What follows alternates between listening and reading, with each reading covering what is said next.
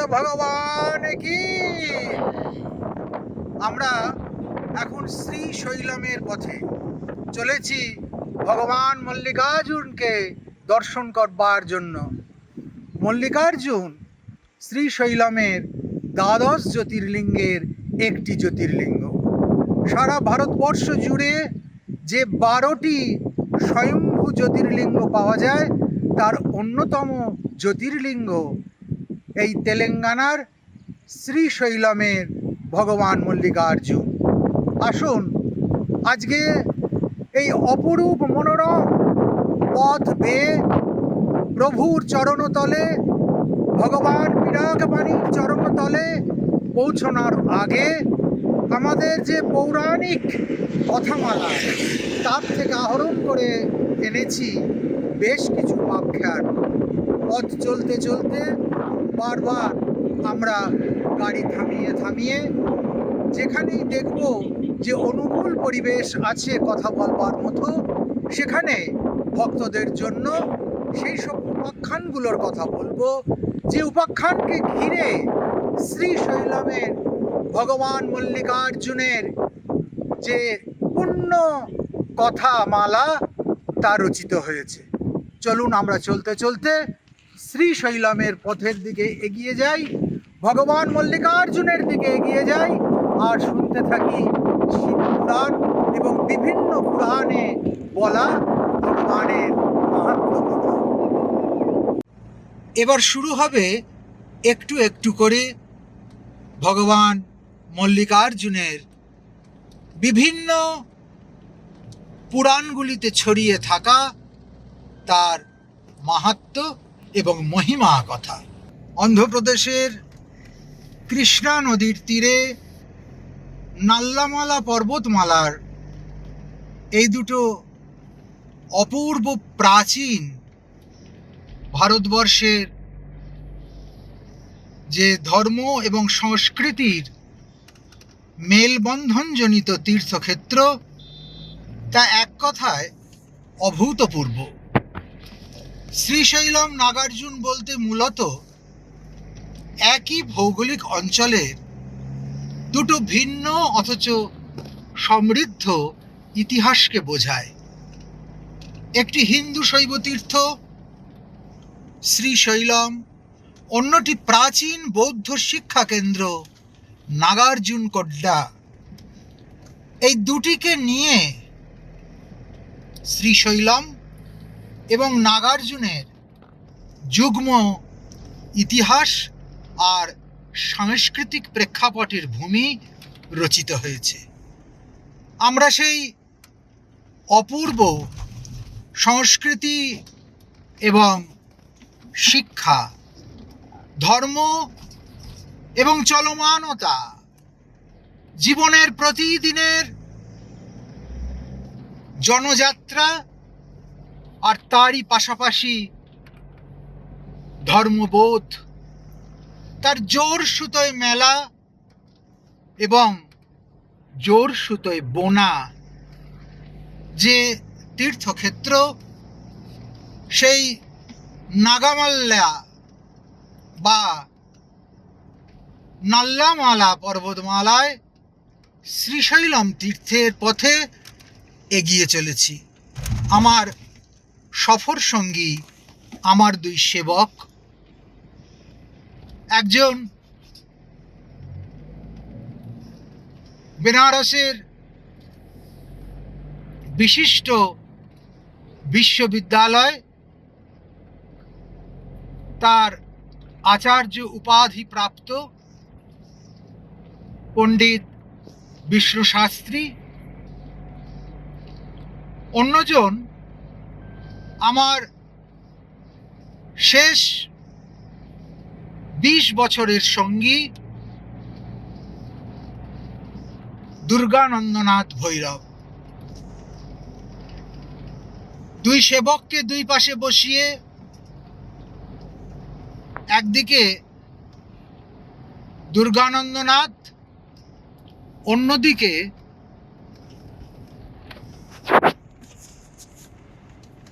কাশীর বিশিষ্ট বিশ্ববিদ্যালয়ের আচার্য তাদের নিয়ে আমি চলেছি শ্রীশৈলমে ভগবান শঙ্করকে দর্শন। এবং একই সঙ্গে বলে রাখা ভালো, এটি একটি শাক্ত ভূমিও বটে। এখানে দেবীরও স্বয়ম্ভু প্রকাশ রয়েছে। 51 শক্তিপীঠের অন্যতম শক্তিপীঠ এই শ্রীশৈলম পর্বত। সেটি দেখবার জন্য, দর্শন এবং পূজনের জন্য শ্রীশৈলম দেবস্থানমের বিশেষ আমন্ত্রণে আমরা এখন সেই পথ বেয়ে এগিয়ে চলেছি ভগবানকে এবং ভগবতীকে দর্শন করব বলে। শিব পুরাণ অনুসারে আমরা এখন শুনব ভগবান মল্লিকার্জুন এবং দেবী ভ্রমরাম্বার প্রথম উপাখ্যান। শিব পুরাণে এইরকম উপাখ্যান আমরা পাই যে দাদা গণেশের বিবাহ হয়ে যায়। গণেশের বিবাহ হয়ে যাওয়ার পর ছোট ভাই কার্তিক স্বামী অভিমান করে যে তার এখনো বিবাহ কেন দেওয়া হলো না। কার্তিক স্বামী অভিমান করে কৈলাস থেকে চলে আসেন শ্রীশৈলমে। যে শ্রীশৈলমের বনপথ বেয়ে আমরা চলেছি ভগবান মল্লিকার্জুনকে দর্শন করবার জন্য। এবং এখানে এসে কার্তিক স্বামী তার স্থায়ীভাবে বসবাস তৈরি করেন। ছোট্ট ছেলেকে হারিয়ে মা বাবা শিব পার্বতী পুত্র বিরহে কাতর হয়ে পড়েন। তারাও চলে আসেন ক্রৌঞ্চ পর্বতে। এবং এই ক্রৌঞ্চ পর্বতে ভগবান মল্লিকার্জুন এবং দেবী ভ্রমরাম্বা তাদের নবতম বাস। পুত্র বিরহে কাতর জনক এবং জননীর হৃদয়ে যে উচ্ছ্বলিত বিরহধারা, সেই বিরহধারা নিয়ে তারা শুরু করেন তাদের বনবাস জীবন। এবং সেই বনবাস জীবনে কি অপূর্ব একটি স্থান তারা নির্বাচন করে নেন ক্রৌঞ্চ পর্বতের উপর, এই শ্রীশৈলমকে। স্বভাবতই শ্রীশৈলম একই দিক থেকে শৈব তীর্থ এবং শাক্ত তীর্থ। এখানে ভগবান মল্লিকার্জুন এবং দেবী ভ্রমরাম্বা একত্রিতভাবে অবস্থান করছেন। ভারতবর্ষের এরকম অল্পই কিছু তীর্থ আছে যেখানে একটি স্থানের মধ্যে আমরা দুটি মহত্বপূর্ণ ক্ষেত্রকে দর্শন করতে পারি। যেমন উড়িষ্যায় আছে একই জায়গায় ভগবান পুরুষোত্তম জগন্নাথ দেব এবং সেখানে রয়েছেন দেবী বিমলা। বিমলা শক্তি মন্দির আর জগন্নাথ পুরী বৈষ্ণব তীর্থক্ষেত্র।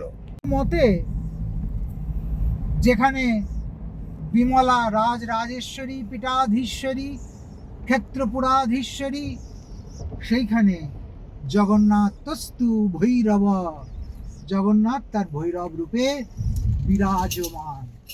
এইরকমই এই নাল্লামাল্লা পর্বতের উপরে শ্রীশৈলমে ভগবান মল্লিকার্জুন এবং দেবী ভ্রমরাম্বা অবস্থান করছে।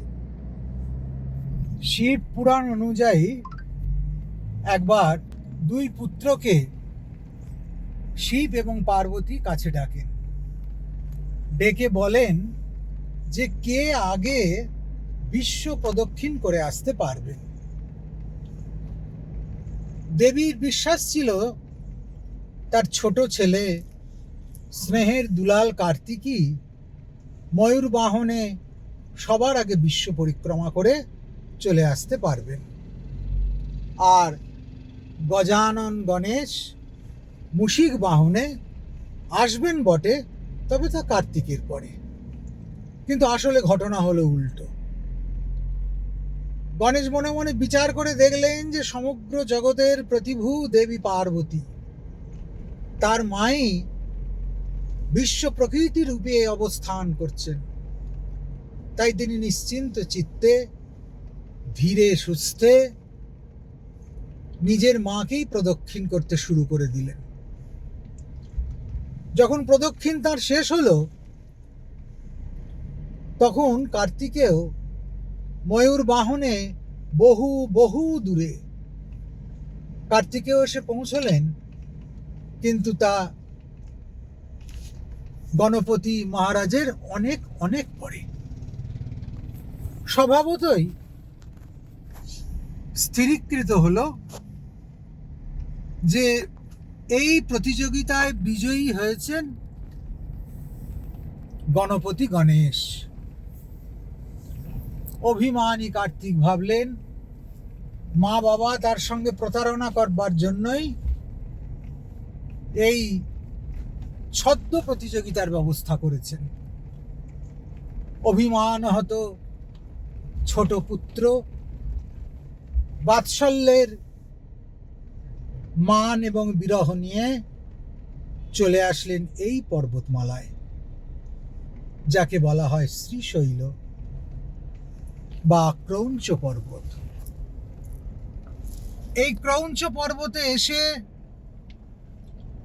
কার্তিকেয় স্থায়ীভাবে অবস্থান করতে লাগলেন, কিন্তু ছোট ছেলেকে হারিয়ে শিব পার্বতীর মন মানল না। অমাবস্যায় ভগবান শিব নিজে এসে হাজির হলেন, আর পূর্ণিমার দিন মাও চলে এলেন স্বামী এবং সন্তানের খোঁজে। স্বভাবতই গোটা শিব পরিবার শ্রীশৈলে স্থায়ীভাবে বসবাস করতে শুরু করে দিলেন। আর তখন শ্রীশৈলে প্রচুর মল্লিকা ফুলের গাছ ছিল, যাকে বলা হয় জুঁই ফুল। সেই জুঁই ফুল তুলে কার্তিকেয় প্রাণ ভরে আদি পিতা এবং আদি মাতা জগত পিতরৌ বন্দে পার্বতী পরমেশ্বর, পার্বতী আর পরমেশ্বরের বন্দনা করতে শুরু করলেন। সেই থেকে দুজনের মিলিত বিগ্রহের নাম হয়ে গেল মল্লিকার্জুন। মল্লিকা মানে জুই, আর অর্জুন মানে শিব পুষ্প বা শিব স্বয়ং। মল্লিকার্জুনের আবির্ভাব সম্পর্কে শিবপুরাণের এই উপাখ্যান সকলেরই আমাদের জানা আছে। চলুন পায়ে পায়ে আমরা এগিয়ে প্রায় চলে এসেছি মল্লিকার্জুন মন্দিরের কাছাকাছি। আরো দু চারটি কথা বলবো এবং ততক্ষণে আমরা পৌঁছে যাব মন্দির প্রাঙ্গণে। সেখানে গিয়ে উপযুক্ত সরকারি ব্যবস্থার মধ্য দিয়ে আমরা দর্শন করব ভগবান মল্লিকার্জুন এবং দেবী ভ্রমরাম্বাকে। একটা মন্দিরের ইতিহাস তৈরি হবার নেপথ্যে তেমন পুরাণ কথা থাকে, যেমন আধ্যাত্মিক অনুষঙ্গ থাকে, ঠিক তেমনই থাকতে হয় লোকজীবনের সঙ্গে তার আত্মিক যোগাযোগ। যে আত্মিক যোগাযোগ লোকজীবন অনুযায়ী, যে চর্যা গান নিরন্তর বহমান, আমরা শ্রীশৈলমে এসে সেরকম একটি কাহিনী খুঁজে পেলাম। স্থানীয় লোককথায় আছে চন্দ্রাবতীর উপাখ্যান। চন্দ্রাবতী স্থানীয় এক রাজার কন্যা, যাকে আমরা বলি রাজকুমারী। পারিবারিক বিপর্যয়ের কারণে এই রাজকুমারীকে রাজবংশ থেকে নির্বাসিত হয়ে শ্রীশৈলমের জঙ্গল বিস্তৃত অঞ্চলের ভিতরে আত্মগোপন করে থাকতে হয়। যখন চন্দ্রাবতীর এই বনবাস চলছে, সেই সময় একদিন তিনি লক্ষ্য করেন যে বনের একটি গাভী এসে একটি শিলাখণ্ডের ওপর দুধ দিয়ে যাচ্ছে। প্রথম দিন অতটা মনে তার কোনো আঁচড় কাটেনি। দ্বিতীয় দিন, তৃতীয় দিন, এমন করে নাগারে এক পক্ষ কাল দেখবার পর চন্দ্রাবতী বুঝতে পারেন যে ওই শিলাখণ্ডটি কোনো সামান্য শিলাখণ্ড নয়। তিনি তার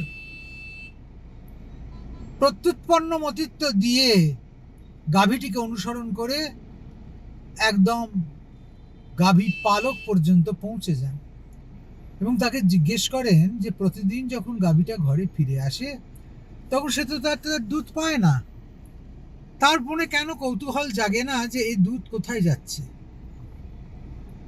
তখন সেই গোপালক তার প্রশ্নের জবাব দিয়ে বলেন, রাজকুমারী, সব প্রশ্নের জবাব পেতে নেই আর দিতে নেই, তবে আমি এইটুকু বলে রাখলাম, আপনি যা দেখেছেন তা সত্য। পরের দিন রাজকুমারী পৌঁছে যান সেই শিলাখণ্ডটির কাছে। আবার একই ঘটনা, এবং তিনি বুঝতে পারেন স্বয়ং মহাদেব ওই শিলাখণ্ডে অবস্থান করছেন। স্থানীয় লোকজন দিয়ে তার আশপাশ অংশটি তিনি পরিষ্কার করান। এবং আমি তো আগেও বলেছি যে সেই সময় শ্রী পর্বতে বা এই ক্রৌঞ্চ পর্বতে শ্রীশৈলমের উপর প্রচুর জুঁই ফুলের গাছ হতো। রাজকুমারী আঁচল ভরে জুঁই ফুল তুলে বিল্লপত্র সহযোগে বাবাকে পুজো করতে থাকেন। রাজকুমারীর সেবায় আন্তরিকতায় সন্তুষ্ট হয়ে ভগবান মল্লিকার্জুন ওই শিলাখণ্ডটিতে স্থায়ীভাবে নিবাস শুরু করেন এবং রাজকুমারীর সেবা গ্রহণ করেন। সেই থেকে শ্রীশৈলে মল্লিকার্জুন লিঙ্গ অত্যন্ত বিখ্যাত হয়ে ওঠে এবং স্থানীয় মানুষের ভাব, ভক্তি, শ্রদ্ধার এক অন্যতম প্রতিভূরূপে পরিচিতি লাভ করে। এই স্থানীয় উপাখ্যানটিও কিন্তু আজও বহুল প্রচলিত।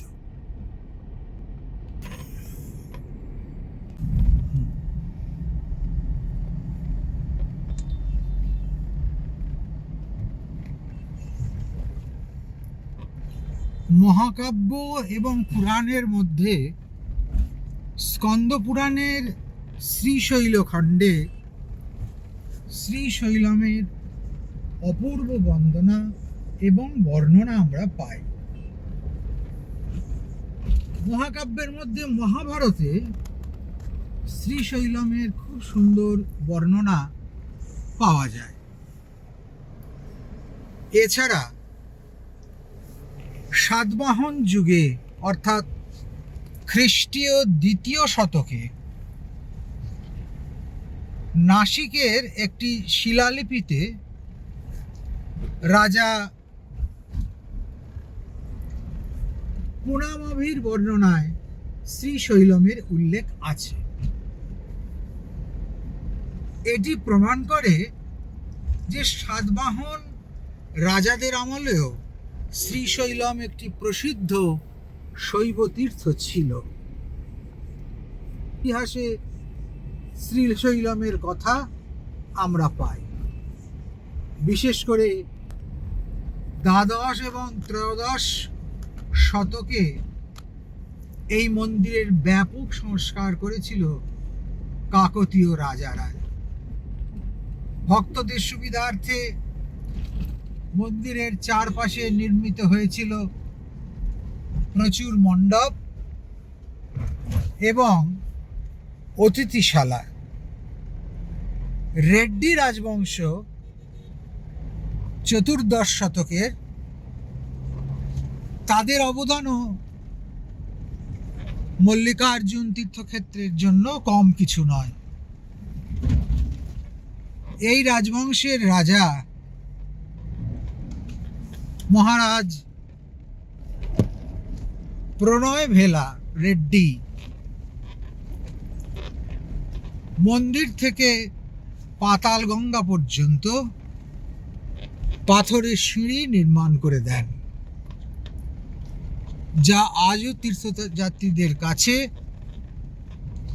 পাতাল গঙ্গায় যাবার একটি অন্যতম প্রধান মাধ্যম। বিজয়নগর সাম্রাজ্য অর্থাৎ পঞ্চদশ ও ষোড়শ শতকেও শ্রীশৈলম মন্দির তার উন্নতি স্বর্ণচূড়া স্পর্শ করে। এই রাজাদের অধীনে যখন মন্দির ছিল, সেই সময় অর্থাৎ 1596 খ্রিস্টাব্দের আশেপাশের সময়ে মন্দিরের মুখ্য গোপুরমটি নির্মিত হয় এবং মুখমণ্ডপ কাজ নির্মাণ পরিপূর্ণতা পায়। মারাঠা সাম্রাজ্যের যুগে অর্থাৎ সপ্তদশ শতাব্দীতেও আমরা দেখতে পাই এই মন্দিরের সঙ্গে ইতিহাসের একটি গভীর সংযোগ। ছত্রপতি শিবাজি তিনি মন্দিরের উত্তর দিকের গোপুরমটি নির্মাণ করে দেন। শুধু তাই নয়,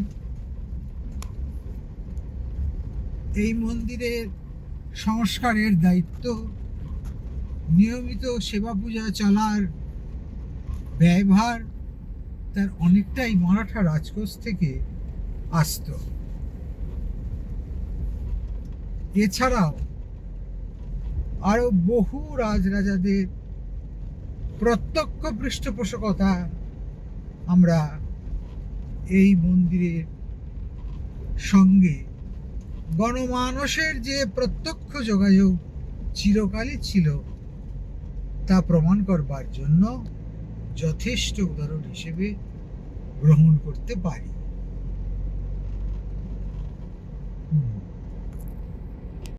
হরি ওম। ওম ভূর ওম ভুবঃ ওম স্বাহা। ওম নমস্তে রুদ্রমন্নব উতো ত ইখাবে নমঃ। বাহুভ্যাमुदते নমঃ। जाते रुद्र शिवा तनुराघोरा पापकासिनी तया नस्तन्वा सन्तमया गिरिसन्ता विजाकसीः। जामिघुं गिरिशन्तहस्ते विवर्गस्तवे शिवाङ्गिरित्रतां कुरु माहिगुंसीः पुरुखं जगत। शिवेन वचसा त्वा गिरिसाक्षा वदामसि यथा नः सर्वमिज्जगदक्ष्मभुं सुमना असत।